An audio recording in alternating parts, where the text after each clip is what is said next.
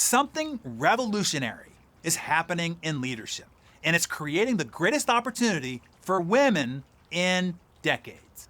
The AI revolution is completely transforming what makes a leader effective. As AI masters technical tasks and knowledge work, the fundamental advantage in leadership has shifted from IQ to EQ. And guess who has the statistical edge in emotional intelligence? Yeah, women. This isn't just my opinion. This is what the research consistently shows. Let me share a story that perfectly illustrates this shift. Just last year, I witnessed two parallel situations at two different tech companies. Company A had a critical product launch at risk. The engineering team was months behind schedule, and the marketing team was growing frustrated. The male VP in charge called an emergency meeting where he demanded extra hours from everybody, established strict daily reporting requirements, and warned of a consequence if deadlines weren't met. The results?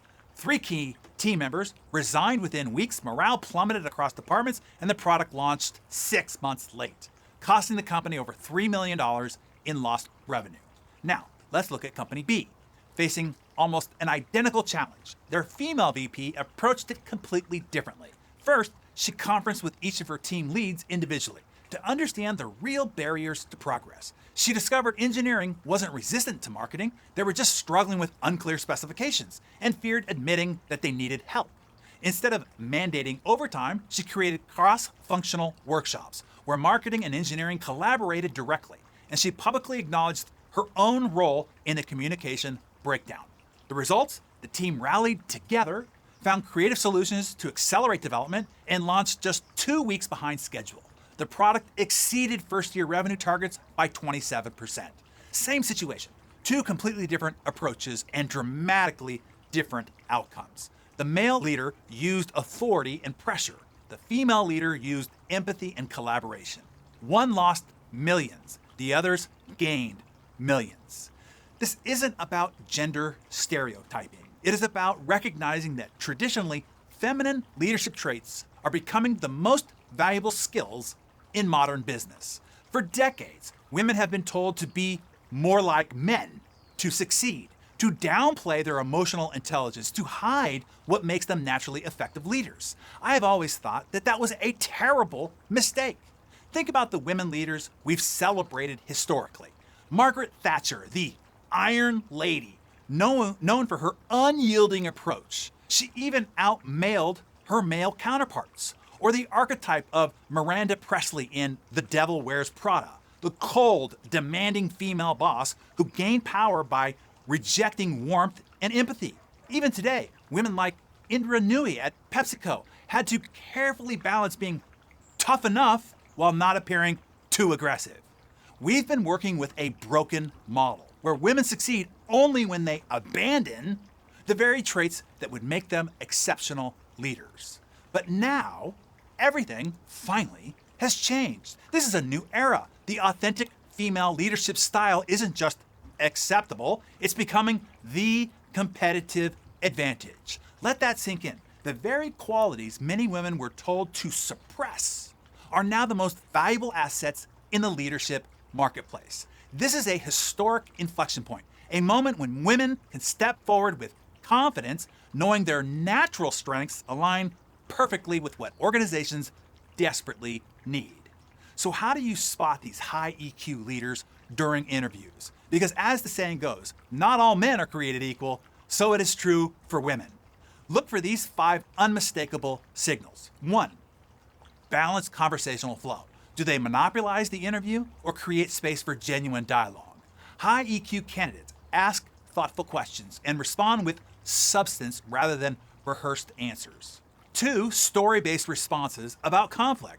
Ask how they've handled team conflicts. Watch if they describe only others' faults or acknowledge their role in both problem and solution. And 3, genuine curiosity about your organization. Their questions will reveal whether they're focused on status and compensation or understanding your culture and challenges. And number 4, comfortable with silence. High EQ candidates don't rush to fill every pause. They're secure enough to reflect before responding, even when it creates momentary discomfort. And 5, emotional range. Notice if they show appropriate enthusiasm, thoughtfulness, and a nuanced emotional response rather than maintaining a single professional facade. And for your existing team members, watch how they handle these three situations. 1, team setbacks. Do they blame others or take responsibility and focus on solutions? 2, feedback sessions. Do they get defensive or genuinely absorb and apply what they hear? And number 3, meeting dynamics. Do they create space for quieter voices or dominate the conversation? Look around your organization today. Who demonstrates these qualities but hasn't been promoted? You might discover your most valuable leaders are hiding in plain sight. For the women watching this, your moment has arrived. The qualities you may have downplayed are now your greatest strengths. You no longer need to be the female version of Jack Welch or channel your inner Gordon Gekko. The queen bee syndrome of the past, where women felt that they had to be tougher than men to succeed, is now a liability, not an asset. Step forward with confidence. Lead with authenticity, not intimidation. The leadership world is finally catching up to what you've known all along, who you've been all along.